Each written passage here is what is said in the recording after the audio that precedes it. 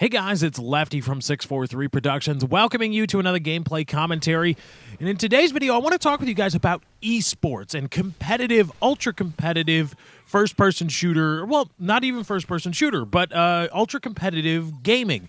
And whether it's legitimate, whether it is a legitimate sporting event or sport-ish event, because recently, late last week, I appeared on the We a Family Bro podcast with my boy Twit.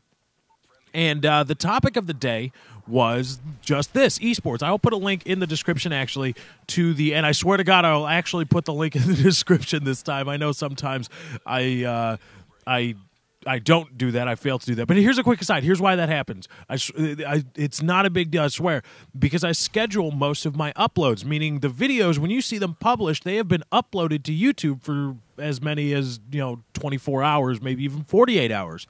And sometimes when I, because I upload videos in blocks, and sometimes I forget what I say in the video, and I'm like, oh, I'll put a link in the description. I just have stock descriptions that I copy paste and put in with tags, etc.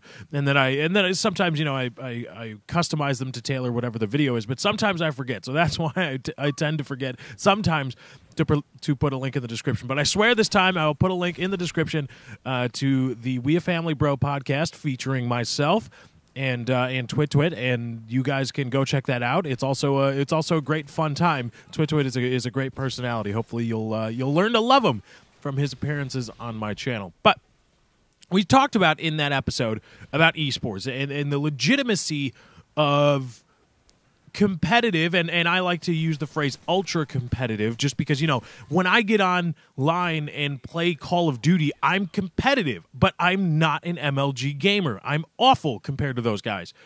So I use the term ultra competitive to sort of separate the wheat from the chaff when it comes to people playing the game competitively. But I don't want to limit this discussion to just first-person shooters. I'm talking about games also like Madden. Madden has a huge following, or at least did in the early 2000s. Of ultra-competitive gaming. So did Gears of War. I think Gears of War still does. Call of Duty, obviously. Counter-Strike. And so on and so forth. I don't know if Battlefield does. I don't know. Somebody let me know in the comments. I mean, I know there are people that play Battlefield really, really competitively, but is there a governing body? Are there sanctioned events, so to speak? I have no idea. So somebody let me know in the comments. And my argument is this.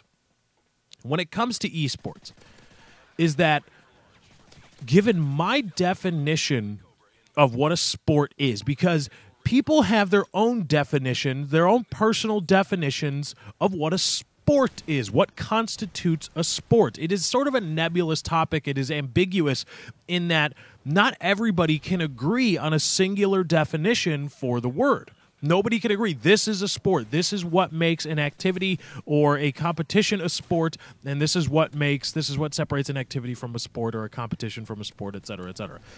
But my point is this. My contention is this: is that a sport, at least to me, and again, you're free to believe whatever, hold whatever benchmarks and thresholds you want to constitute what is sport and not a sport. But when you have the best in the for the most part, the best in the world doing what they do in their field, whatever it may be. Again, it could be gaming on Madden, playing Call of Duty, playing Counter-Strike, playing football, that's American football, playing baseball, etc.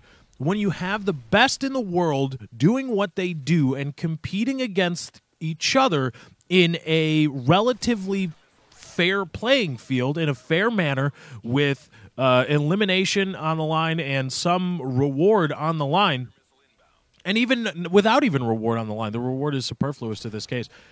That is a sport to me. That constitutes a sport. That's why I, for the longest time, argued that cheerleading is a sport. Yes, it's not. I mean, it does take some athleticism to do, and I'll get to that in a bit, the athleticism part. But there are these huge cheerleading competitions where these mega teams go up against other mega teams. That's all they do is train to be cheerleaders. And of course, cheerleading is a sport. What are you talking about? But here's the thing about the difference. I think the hinging point that a lot of people have when it comes to determining what a sport is. A lot of people believe sports should be exclusively relegated to athletic activities. But here's the problem with that. That just shifts the goalposts to another problem. That doesn't solve the problem of not everybody being able to agree on what is a sport, because then you have to ask the question, well, what is the threshold of athletic activity that makes a sport a sport? It just shifts the question. It doesn't resolve the issue. Well, it resolves one issue in favor of creating a very, very similar issue. So I choose to abandon that because it doesn't really solve anything. And I say, when you have the best people in the world at whatever they do, yes, this means I do think the World Series of Poker, even though I don't know why it's on ESPN, but it is fun to watch at like 2:30 in the morning. Like, come on, who hasn't done that? They turn it on at 2:30 in the morning, like, oh man, it's the World Series of Poker. Oh man, let me grab a beer and watch this for like 3.5 hours. Then it's 5 in the morning, the sun's coming up. You're like, oh my God. But I believe when you have the best in the world, for the most part, again, because there's outliers in every population. When you, for the most part, have the best in the world or the best in the nation doing what it is they do and competing against similarly situated